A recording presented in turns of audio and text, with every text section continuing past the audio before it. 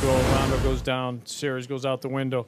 Was there more to it, though, than just that was going on these last 4 games? I mean, it just seemed Jimmy's injury and just defensive breakdowns and everything that we saw were lows during the regular season kind of showed itself these last 4 games. Yeah, big thing about that, Joe, was we got off to poor starts in pretty much every game after the first 2. We found a way to bounce back and make it close, and then took a lead into the half in those 2 wins.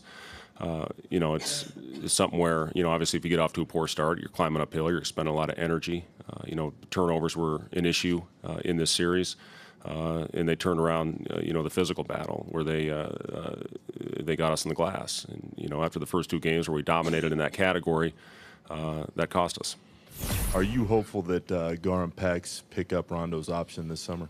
Well, Nick, obviously we played great basketball with Rajon, towards the end of the season. I think, with the exception of the New York game, was the game that he got hurt. That's the game he tore the ligament on the wrist. Didn't play the last quarter and a half, and then the Brooklyn game that we lost. Other than that, we won every game down the stretch. And obviously, the 2 games he was healthy in the first round of the playoffs, we won those with Rondo healthy. So, he was terrific. He was great. The highs and lows that we had this season, he found a way to continue to battle through that, and again play his best basketball when it mattered most. I love Rondo. I love coaching him. I love everything about the kid. He just he was so good to have out there on the floor. And when we put him back in the starting lineup, with Nico, with Jimmy, we got a lot accomplished. We played an exciting style of basketball, a fun style of basketball to watch, a fun style of basketball to coach. And Rajon was responsible for a lot of that.